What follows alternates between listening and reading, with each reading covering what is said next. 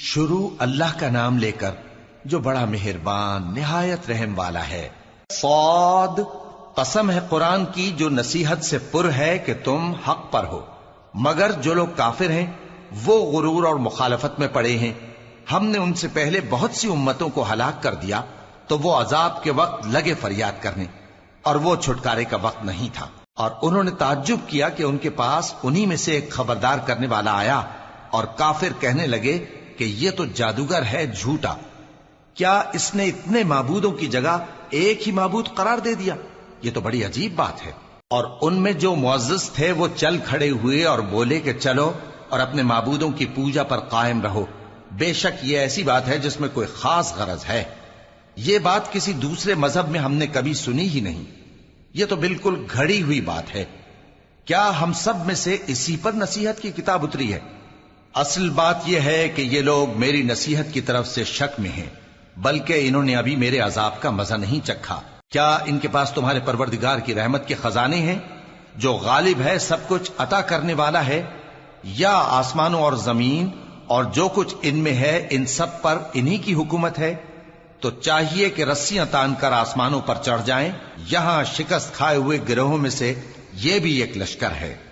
ان سے پہلے نوح کی قوم اور عاد اور میخوں والا فرعون بھی جھٹلا چکے ہیں، اور سمود اور لوط کی قوم اور بن کے رہنے والے بھی، یہی وہ شکست خوردہ گروہ ہیں۔ ان سب نے پیغمبروں کو جھٹلایا تو میرا عذاب ان پر آ واقع ہوا، اور یہ لوگ تو صرف ایک زور کی آواز کا جس میں شروع ہونے کے بعد کچھ وقفہ نہیں ہوگا انتظار کرتے ہیں، اور کہتے ہیں کہ اے ہمارے پروردگار، ہم کو ہمارا حصہ جلدی سے حساب کے دن سے پہلے ہی دے دے۔ اے پیغمبر صلی اللہ علیہ وآلہ وسلم، یہ جو کچھ کہتے ہیں اس پر صبر کرو، اور ہمارے بندے داؤد کو یاد کرو جو صاحب قوت تھے، بے شک وہ رجوع کرنے والے تھے۔ ہم نے پہاڑوں کو ان کے زیر فرمان کر دیا تھا کہ صبح و شام ان کے ساتھ تسبیح کرتے تھے، اور پرندوں کو بھی کہ وہ جمع رہتے تھے، ہر ایک ان کے آگے رجوع رہتا تھا۔ اور ہم نے ان کی بادشاہی کو مستحکم کیا اور ان کو حکمت اور فیصلہ کن خطابت عطا فرمائی۔ اور اے نبی صلی اللہ علیہ وآلہ وسلم، کیا تمہارے پاس ان جھگڑنے والوں کی بھی خبر آئی ہے جب وہ دیوار پھاند کر اندر داخل ہوئے؟ جس وقت وہ داؤد کے پاس آئے تو وہ ان سے گھبرا گئے۔ انہوں نے کہا کہ خوف نہ کیجیے، ہم دونوں کا ایک مقدمہ ہے کہ ہم میں سے ایک نے دوسرے پر زیادتی کی ہے، تو آپ ہم میں انصاف سے فیصلہ کر دیجئے اور بے انصافی نہ کیجیے گا، اور ہم کو سیدھا راستہ دکھا دیجئے۔ بات یہ ہے کہ یہ میرا بھائی ہے، اس کے ہاں 99 دمبیاں ہیں اور میرے پاس ایک دمبی ہے۔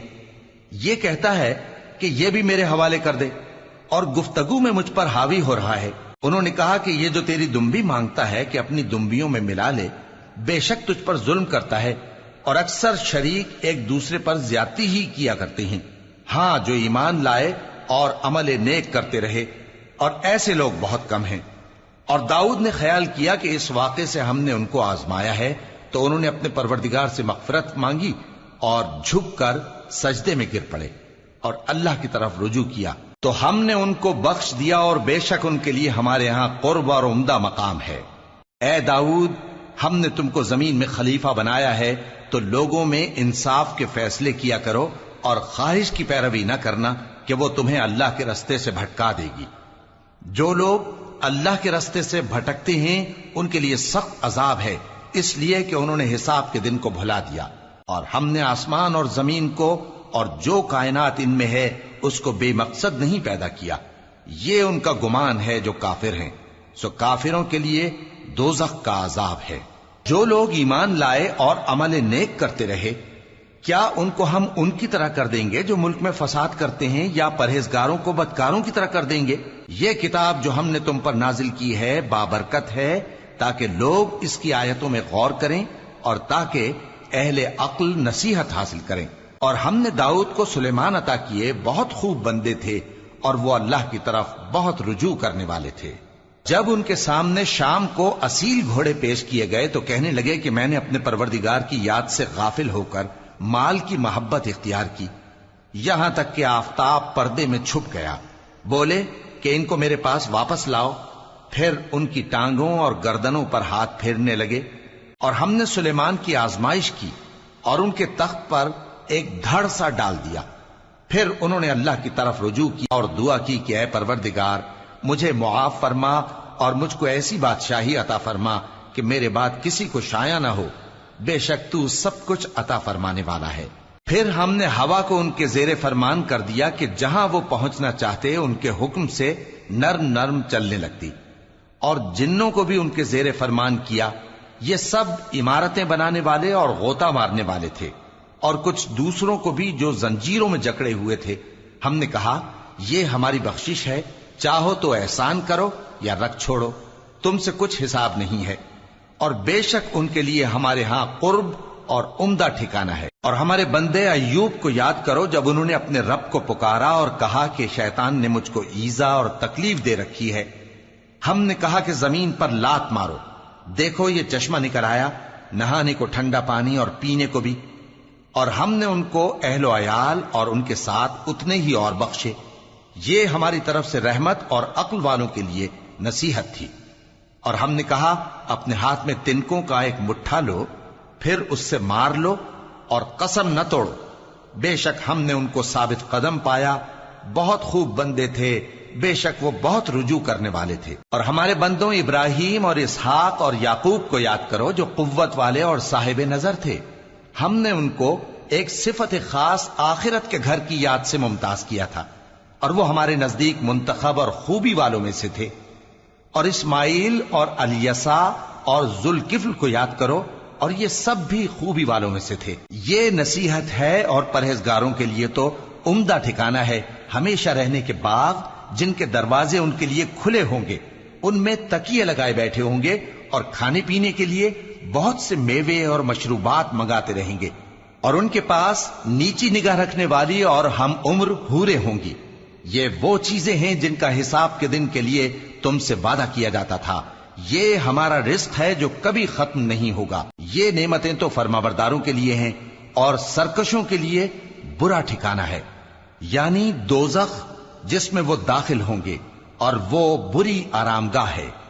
یہ کھولتا ہوا گرم پانی اور پیپ ہے، اب اس کے مزے چکھیں، اور اسی طرح کے اور بہت سے عذاب ہوں گے۔ یہ ایک فوج ہے جو تمہارے ساتھ گھستی چلی آ رہی ہے، ان کو خوشامدید نہ کہا جائے۔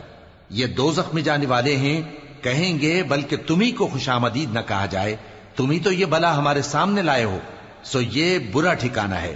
وہ کہیں گے اے پروردگار جو اس کو ہمارے سامنے لایا ہے اس کو دوزخ میں دگنا عذاب دے، اور کہیں گے کیا سبب ہے کہ یہاں ہم ان لوگوں کو نہیں دیکھتے جن کو ہم بروں میں شمار کرتے تھے؟ کیا ہم نے ان سے ٹھٹھا کیا ہے یا ہماری آنکھیں ان کی طرف سے پھر گئی ہیں؟ بے شک یہ اہل دوزخ کا جھگڑنا برحق ہے۔ کہہ دو کہ میں تو صرف خبردار کرنے والا ہوں، اور اللہ اکیلے اور غالب کے سوا کوئی معبود نہیں۔ جو آسمانوں اور زمین اور جو مخلوق ان میں ہے سب کا مالک ہے، غالب ہے، بخشنے والا۔ کہہ دو کہ یہ ایک بڑی ہولناک چیز کی خبر ہے جس کو تم دھیان میں نہیں لاتے۔ مجھ کو اوپر کی مجلس والوں کا جب وہ جھگڑتے تھے کچھ بھی علم نہ تھا، میری طرف تو یہی وحی کی جاتی ہے کہ میں کھلم کھلا خبردار کرنے والا ہوں۔ جب تمہارے پروردگار نے فرشتوں سے کہا کہ میں مٹی سے انسان بنانے والا ہوں، جب میں اس کو درست کر لوں اور اس میں اپنی روح پھونک دوں تو اس کے آگے سجدے میں گر پڑنا۔ سو تمام فرشتوں نے سجدہ کیا مگر ابلیس کہ وہ اکڑ بیٹھا اور کافروں میں ہو گیا۔ اللہ نے فرمایا کہ اے ابلیس، جس شخص کو میں نے اپنے ہاتھوں سے بنایا اس کے آگے سجدہ کرنے سے تجھے کس چیز نے منع کیا؟ کیا تو غرور میں آ گیا یا اونچے درجے والوں میں تھا؟ بولا کہ میں اس سے بہتر ہوں کہ تو نے مجھ کو آگ سے پیدا کیا اور اسے مٹی سے بنایا۔ فرمایا بس یہاں سے نکل جا، تو مردود ہے اور تجھ پر قیامت کے دن تک میری لعنت پڑتی رہے گی۔ کہنے لگا کہ میرے پروردگار، اچھا تو مجھے اس روز تک کہ لوگ اٹھائے جائیں مہلت دے۔ فرمایا کہ تجھ کو مہلت دی جاتی ہے اس روز تک جس کا وقت مقرر ہے۔ کہنے لگا کہ مجھے تیری عزت کی قسم، میں ان سب کو بہکاتا رہوں گا سوائے ان کے جو تیرے چنے ہوئے بندے ہیں۔ فرمایا ٹھیک ہے، اور میں ٹھیک ہی کہتا ہوں کہ میں تجھ سے اور جو ان میں سے تیری پیروی کریں گے سب سے جہنم کو بھر دوں گا۔ اے پیغمبر، کہہ دو کہ میں تم سے اس کا صلہ نہیں مانگتا اور نہ میں بناوٹ کرنے والوں میں ہوں۔ یہ قرآن تو اہل عالم کے لیے نصیحت ہے، اور تم کو اس کا حال कुछ वक्त के बाद मालूम हो जाएगा।